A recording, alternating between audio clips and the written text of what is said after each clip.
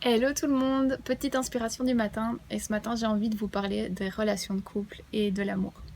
C'est une vidéo tout particulièrement pour les personnes qui sentent qu'elles ne sont plus épanouies dans une relation mais ne trouvent pas le courage de terminer la relation. Ou alors elles se posent encore la question de est-ce que je devrais rester, partir, qu'est-ce que je dois faire.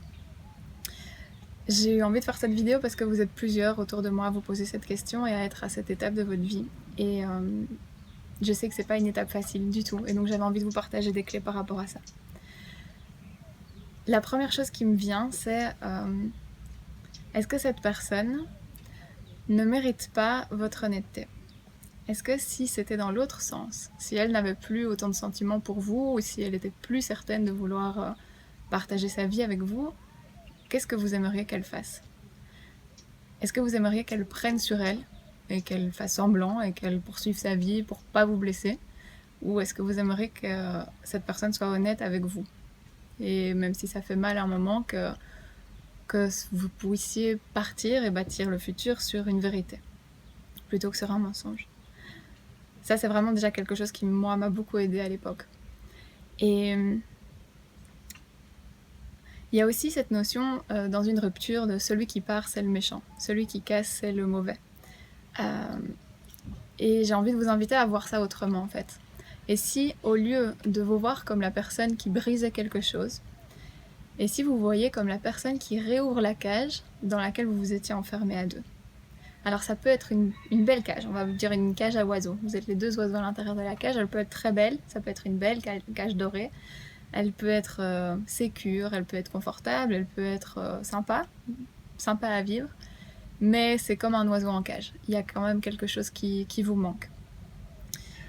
Et si vous vous voyez comme la personne qui a le courage de prendre cette clé, d'ouvrir la cage et de vous redonner le choix à tous les deux de vivre la vie que vous voulez mener, d'être libre en fait de choisir. Moi, ça m'a beaucoup aidé cette image parce que ça a enlevé un poids. Vraiment, au lieu de ressentir de la culpabilité, j'ai ressenti une grande force créatrice en moi, de me dire ok, j'ai la capacité de pouvoir ouvrir la cage pour nous deux et nous libérer de ce dans quoi on s'est enfermé à deux. Et ça m'a vraiment donné beaucoup de courage. Parce que je pense qu'on a une vision un peu faussée de la rupture. On part du principe que sans nous, l'autre va être malheureux. Et donc on se dit non, je peux pas lui faire ça, j'ai pas envie de lui faire du mal, il va tellement souffrir. Et un jour, il y a un thérapeute que j'aime beaucoup qui m'a dit mais qu'est-ce que t'en sais? Qu'est-ce que t'en sais que sans toi, il va être plus malheureux? Sur le moment même, ça m'a pas fait plaisir parce que c'était un peu une claque pour mon ego de me dire en fait, c'est vrai. Qu'est-ce que j'en sais? Peut-être que en quittant cette relation, en terminant cette relation, il va être heureux comme il a jamais été heureux. Parce qu'il va peut-être être avec quelqu'un qui a envie d'être pleinement avec lui et de partager tout ce qu'il a envie de faire. Et peut-être qu'il va être bien plus heureux qu'il ne l'est avec moi aujourd'hui. Et pareil pour moi, évidemment, dans l'autre sens, mais c'est vrai qu'on part du principe que sans nous, l'autre va être malheureux. Alors évidemment, c'est comme un sparadrap qu'on enlève. Forcément, sur le moment, ça fait pas du bien, mais pourquoi partir du principe qu'après ce sera moins bien alors qu'on n'en sait rien? Peut-être qu'en posant cet acte, sur le moment même, ça va faire mal, mais après, ça permet à des choses magnifiques d'exister, de se créer. Et puis la dernière chose que j'ai envie de vous partager et qui moi m'a vraiment fait un déclic, mais parce que ça c'est moi, c'est mon truc, je veux dire, c'est que la vie est courte en fait. Et c'est que y a plein de choses à vivre, il y a plein de choses à faire, et que si on passe notre temps à se demander ce qu'on devrait faire, alors qu'en soi l'amour ne pose pas de questions. Quand on est avec une personne, qu'on a envie de partager des choses avec elle et qu'on est bien avec, on se pose pas la question de est-ce que je devrais rester ou pas. Juste c'est comme ça. Les journées passent et on se demande pas.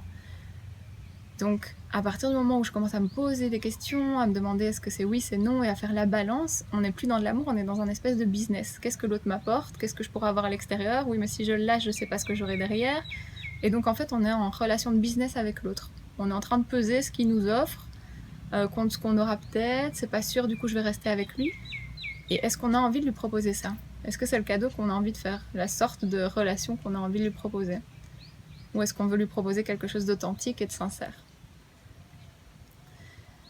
Donc, donc voilà, vraiment cette clé, cette dernière clé de on a une vie à vivre et les mois et les années passent très vite, vraiment très très vite. Et on ne sait pas de quoi est fait demain.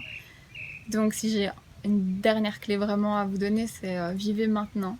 Vivez maintenant et soyez heureux parce que c'est toujours le plus beau cadeau que vous puissiez faire au monde autour de vous quand vous faites pour vous, quand vous faites ce qui vous fait rayonner, ce qui vous rend bien, c'est comme ça que vous faites du bien à l'extérieur. Même s'il y a une phase courte de douleur, de transition, de mort de quelque chose pour que quelque chose d'autre naisse en vous et en l'autre, tout est impermanence, tout est cycle, tout bougera.